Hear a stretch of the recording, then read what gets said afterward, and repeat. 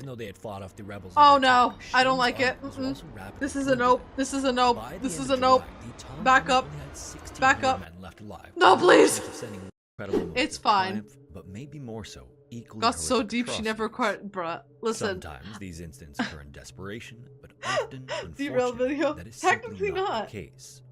That Over sounds 1,000 years ago, there was a nation-defining event. Okay, I need a refresher. It was a bit of both, and it was I horrifying. need a refresher. This is that story, and although the events in this video are fleeting So and deep. non-descriptive, they are still highly disturbing, so viewer discretion is advised. Lead up to 755, this accelerated when a military general named Lushan gained more and more support in his formation of rebel forces. In December of that year, I really do proclaimed wonder himself who is the one writing these stories, right? It's always in my brain. Okay, here's the reason why quote unquote history doesn't make sense in a big way to me. Like, who is recording this? Are they manipulating it in their favor, as most humans do? Things like that. Things like that bother my brain. Like, it's an event that I'm sure a buttload of people saw or experienced or spoke about, word of mouth. It's always so hard for my brain to be like, yeah, but a human wrote that. Who's the one that they in the end agreed upon and was okay with the written knowledge to be accepted, and this is how it was. Fun fact, ancient Chinese vaccines consisted of picking the scabs off inflicted people, letting them dry, and snorting them. Oh my god, bro. There's some things, like, I didn't need to know about hag maxing, right? I would say that's slightly less end stream. Victor's write the history books. Yes, Ashton, my brain can't leave that fact alone. Like, whoever will write in their favor, and I don't know who ends up agreeing upon these things, right? Like, I know a lot of people witness it, but like, here's the thing: in war, a bunch of people are like, who's sitting there witnessing people fighting and shit and being like, you know, whoever lived, like you said, the Victor writes the history books. Whoever lived is the one who gets to write it, and they can fancy and doll it up however they want, you know? That's what always trips me out about history. It's like, yes, we know this thing and we memorize the thing. Now, do I believe that we should learn from the fucked up parts of history and hopefully never do that again? But I don't know, the saying history repeats is a thing, so I don't know. It might be easier these days since we have so many different ways to record things. Correct. Yes. In the modern era, we have so many insane ways to like visually. But here's the thing: on top of that, we've gone a little too far. Now we have so much ability to edit, visual, audio, everything. It's such a mess, right? Maybe that's where seeing is believing was part of it. These days, of our more ethical researchers tend to try to find documentations and unearth different truths to events. Yes, I would love to believe that, like, they grab different perspectives and, you know, it's unbiased and stuff like that. That would be the best. But like, we're all human, right? In those days, China would assign soldiers with potential leadership. Oh, that's fair. After death. Regions, okay, I understand. Offered them a chance to gain experience with governments at a much smaller level. Okay. So when Shun was ready, he was sent to a nearby county where he did mostly administrative work while studying military history. And this is where he remained until the rise of Lushan and his rebellion. Once the rebellion began, the Yan army began its campaign by capturing cities integral to keeping China unified, working its way from just north strategy, to south. just strategy. As the rebels gained it's momentum wild. taking the first few cities, many generals and other military officers once loyal to the Tang dynasty saw it as a sinking ship and aligned themselves with Lushan instead. Among them was Shun's commanding officer, who expected his men to follow him in joining the rebel army. Shun, however, was fiercely loyal to the Tang dynasty emperor. So when his superior asked him to form a delegation to welcome a rebel general on his way to the county to recruit more soldiers, Shun made up Now, I love seeing loyalty as long as it's not like blind loyalty. Together, but instead of there's a huge difference between the two, fair, yeah. It was said that all Tang dynasty emperors were direct descendants of Tzu, and in gathering all the men at the temple, Shun gave a speech that supposedly brought the delegation to tears. At its direct descendants? Excuse me? Did you just say that the man did the segs left and right? Loyal and blind loyalty. Yeah, it's like loyalty and blind faith almost. And like, I understand blind faith is like a comfort of just like doing something and being like, yes, this person will always steer me right. But like it's hard because it feels like one is just maybe misinterpreted as the other.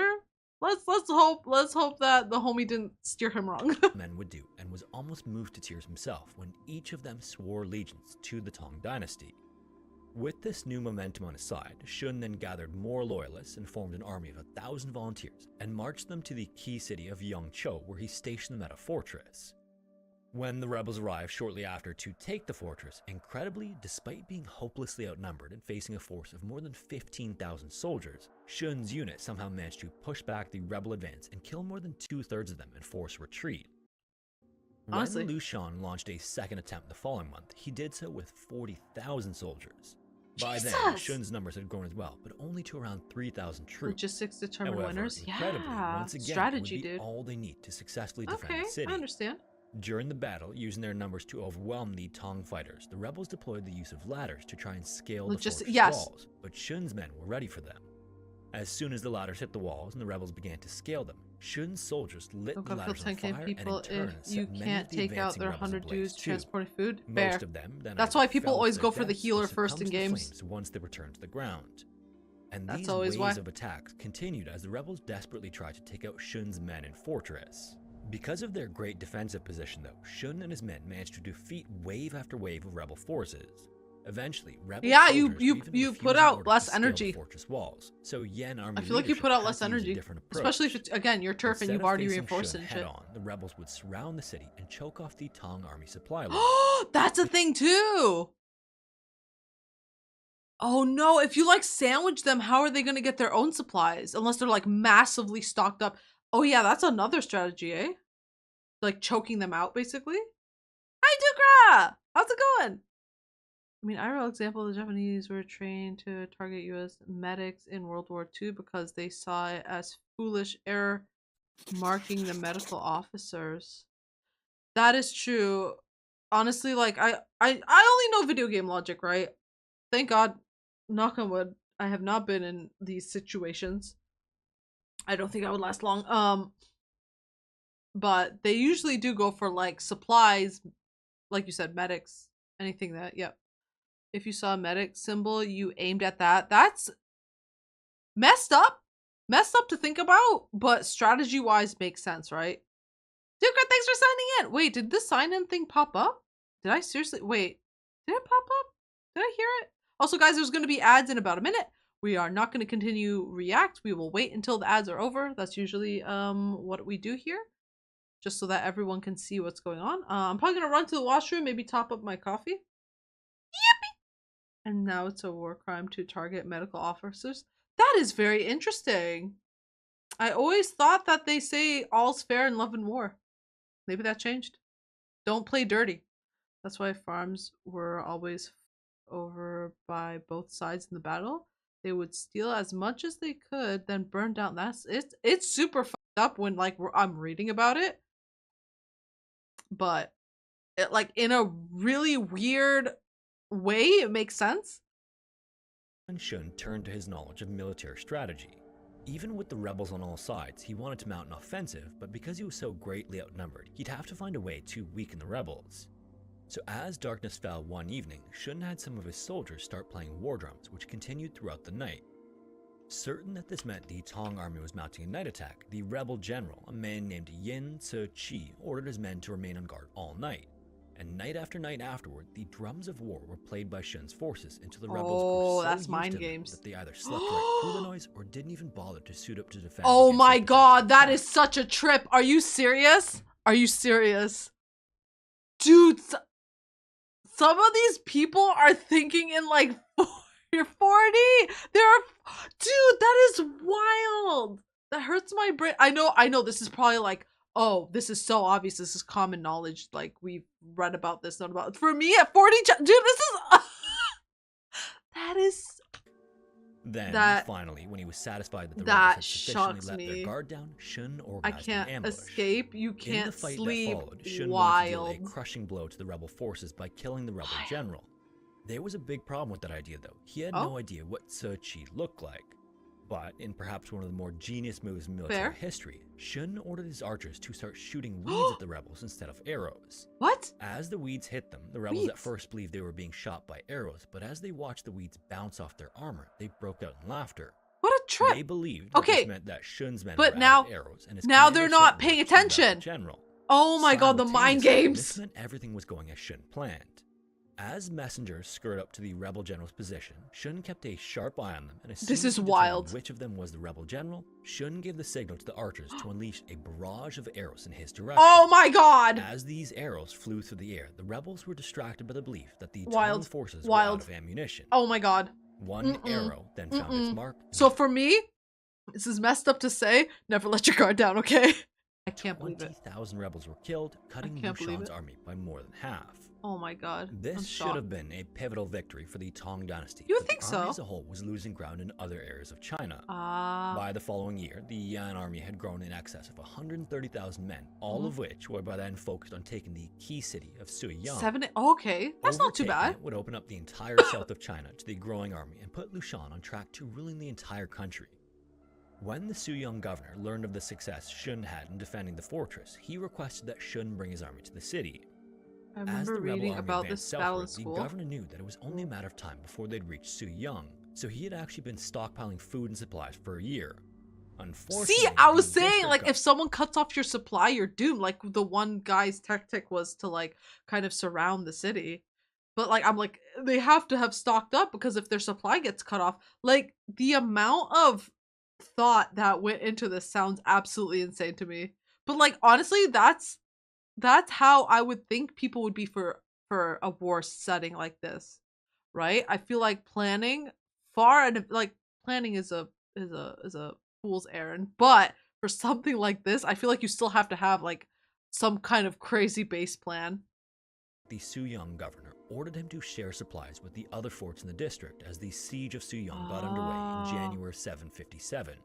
This decision would have unthinkable consequences as the siege wore on. Me too. Wait, are we talking about this war thing? The combined forces of Shun and the governor numbered just 6,800 troops, putting the rebels at all spoilers, a 19-1 advantage.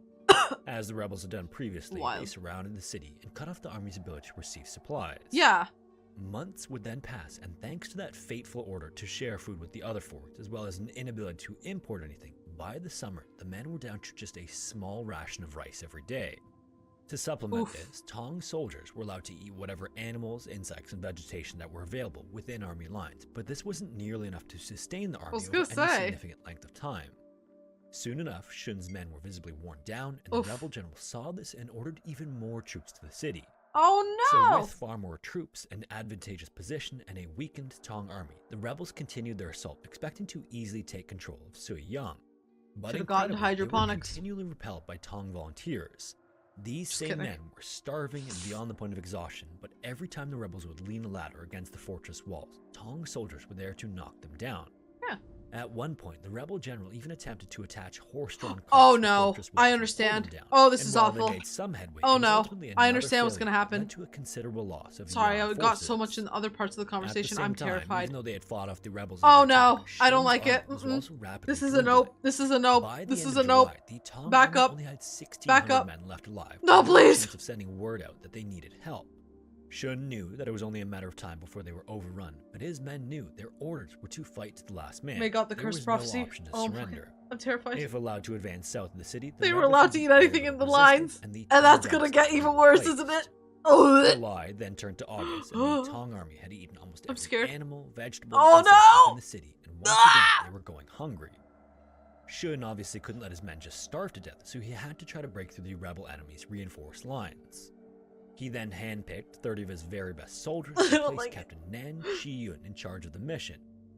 Nan was the Tong's best and most promising soldier, so if he couldn't make it past the rebels to get the help they needed, no one could. And incredibly, once again, with very little effort, Nan and his men successfully collapsed the rebel lines on one side of the city and escaped with only 3 casualties. Then, from town to town and city to city, the remaining 27 men traveled, only to be rejected at every turn when they asked local governors for troops and food. When they reached the city of Linhui, gotta Nan look met out with for the yourself. governor, who had developed an obsessive rivalry with Shun in his own mind. The governor was known to be extremely jealous of Shun, and that was reason enough for him to decline the call for help. convinced Nan into That's- joining I don't his think own that's the lyrics. forces so his city could be better prepared when the rebels inevitably came jeez, there come too. Just like the men waiting on him in Suiyang, Nan was starving and the governor, being an opportunist, had I'm a feast horrified. prepared for him. However, when he was brought to the feast, Nan took great offense and refused to eat because it would be unfair to those waiting at the fortress who were Aw. also starving. Aw, He then bruh. told the governor that although he didn't earn his support and had failed his mission to bring help, he'd leave his own finger behind to prove his commitment to his task and that he had at least been there to try. There was quite literally next to nothing to eat in the entire city. Oh my And god. what little food remained was so coveted that the citizens were trading their own children just for a few morsels of anything edible. After long enough, there wasn't a single thing left to eat, so desperate for any kind of sustenance, the Tong army had only one option left. The army first started by collecting the recently passed soldiers and civilians in the city before cooking and consuming those they amassed. Then, when all of those had been eaten and the men began to go hungry again, Shun stood in front of them I one don't night think- and gave a short speech. So here's the thing. I don't know if this is the first time in history that this has been spoken. Like the need for meat is meat in war times. Ugh. Oh my god! Oh my god! Oh my god!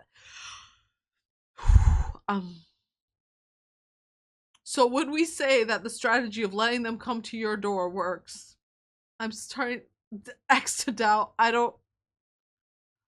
This exact situation is how Wendig, like the cryptids. Wait, is it when you consume the flesh of another, you become one? I have to play this In out. it, he gave them high praise for Oh their my loyalty God, this to is the awful. Tong Emperor, Yeah, oh my especially in the God. face of their difficult Oh no. predicament. But he wished there was a way he could repay the debt he felt he owed to them. Oh no. Then he grabbed the hand of his mistress, who was standing by, and brought her up in front of the men. No. Then he told them that they had sacrificed for him, so now it was his turn to sacrifice for them. What? With that, Shun killed his mistress right there in front of them. After this was finished, he ordered the Ah! cooks to Hey, clean up. you sacrificed for me, so I'll sacrifice. What? This is a. Did she consent? He didn't even like take off his own finger or like his arm. He's like, no, I'm more important. I'm just gonna kill this lady, my prepare meals for mistress. them. Understandably, many of the soldiers refused and were openly crying about what they witnessed, but Shun ordered them to eat, so the hungry soldiers relented. This first incident was a door that never should have been opened and sparked chaos in the city of Suiyang. Afterward, the soldiers walked the city streets. I feel and like a rounded up certain all the madness women would before marching occur them when back you're to the trapped fortress. with There, no the same food. thing happened to them that happened to Shun's mistress. When all of the women of the city That is fair. If you're like general does something, you kind of follow suit, right? That is horrifying. You think? No, seriously. I was like, what does he mean? They were already eating, like, unfortunately, the dead. No, now we've opened the door to like, hey, oh no. Hey, we're starving. You'll make the sacrifice, right? You look weakest. Oh no. were gone, the Oh, soldiers turned no. to the old men, and then when they were gone, they turned to the young. No. The governor also let all of his servants be used for the same purpose to prolong the army's defense of the city. Horrifyingly, though, the soldiers' full bellies only delayed the inevitable. With every attempt by the rebels to take the city, the Tong army was losing more and more men. Through the early part of October, Shun's soldiers continued to fight valiantly, but when the number of Tong soldiers dwindled, the Yen army finally succeeded in gaining control of the city. The rebels then captured Shun, Nan, and the governor, who were brought in front of the rebel general. In these three men, and particularly Shun, the rebel general saw bravery and how much of an asset they would be to the Yen offensive. Situation, not fair. A conversation then I took feel that, place Arnsey. between Shun and the general that was documented, and during it, he asked Shun why he fought with so much determination that his eyelids ripped and his teeth cracked. And as he did, the rebel general stuck the blade of his dagger between Shun's lips to force him to open his mouth. When he finally did, he could see that all but 3 of Shun's teeth were broken. After he pulled the dagger out of Shun's mouth, Shun told him that he wanted to use those cracked teeth to eat all the traitors that were now occupying the city. It was apparent in that moment that there was nothing the general could say or do to get these men to join the rebels. So along with 33 other soldiers loyal to the Tong dynasty, Shun, Nan, and the governor were put to death by the rebels. Ouch. For the better part of 10 months, Shun held off 130,000 yen rebels and didn't give up Suiyang until there were only 400 total Tong soldiers remaining. Oh my And at no god. point during the siege did Shun have more than 10,000 men with which to defend the city. This is a feat that belongs with some of human military history's greatest stands, and That's what horrifying. Shun and his soldiers accomplished during the Siege of Suiyang is just as impressive as some of the more well-known moments of human resilience in Oh my world God. military history. They may have lost, but rebels also lost most of their troops. And time on one city. That's fair. That's fair because they did say that they were attacking. Spicy, don't you dare! The siege of I can't pronounce that. I think that's part of the Young Quill? Young Key? I guess I could just back up and listen to how he pronounces it again. The Siege of Young. Okay, I'm gonna look it up. In the war. Although they took the city after a long and costly campaign, rebel control of the city wouldn't last. 3 days after Suiyang fell, Tong army reinforcements finally arrived, and after 4 days of intense fighting, the city was reclaimed. The Lushan rebellion would then continue until 763, but the Tong dynasty ultimately came out victorious. At the same time, across the board, this rebellion was incredibly costly for China. It's believed that as many as 36 million people were lost during the campaign, which amounted to 2/3 of the country's population. 4 days? Wait. Cole. Wait, the rebels? Wait, after they took over Yanxi, are you telling me that the rebels lost 4 days after? Wait, or am I not reading right? I couldn't keep track. Sorry, guys. Watching it? Suiyang until there were only 400 total Tong soldiers remaining. Bonk, At no that point scared the during- shit out of me. It went on for years. Oh, they just lost the city in 4 days. They lost the city in 4 days afterwards for years to win something just to lose it in less than a week. Oh, I understand now. So the city that they just took over, they lost in 4 days. So the siege lasted a full year and the rebels held the To be fair, nope, that's dumb. Nope, that's pretty pathetic. Because here's the thing. I was gonna say, oh, like they didn't have a year's worth of supply, but they also have like a more of a moving in and out army, and they could bring more supply because they were more dedicated to like Yangshi was more dedicated to it looked like sticking their ground. It's believed that as many as still can't 36 million people were I lost during the can't campaign, believe which 36 amounted to million! 2/3 of the 36 country's million. What's the population of Canada right now? I think it's less. Oh no, okay, we have we have 41 million. So basically just take a huge chomp out of all of Canada. How did I don't know, that's insane.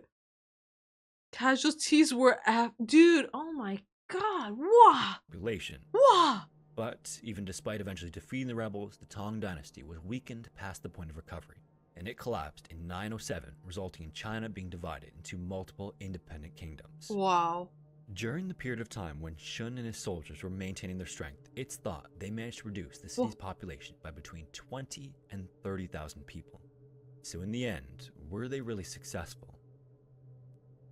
If you made it this far, thanks so much for watching. If you have a story, Dude, thanks for making this insane. Guys, let me put the original video up in here. How do you guys feel? Do you guys feel like it was worth it? Was it worth it to go that hard on that strategy of protecting that place? Personally, the sacrifices felt like, but here's the thing, in war, either way, they would have lost people. They would have even if they were fighting somewhere else. Yeah, and cannibalism, which like is not something that anyone ever wants to be known for. So I don't know. Guys, comment below. How do you feel about it? I halfway through the video, unfortunately, understood because of the title. Ooh. Like honestly, I didn't know about this war. This video was very well made and very interesting. But yeah, I will see you guys in the next one. Bye! Thank you so much to this month's patrons. You guys are seriously the best. If anyone else would like to be Immortalized into this video, please consider checking out my Patreon, and here are my other socials. Thank you, and I'll see you guys around. Bye.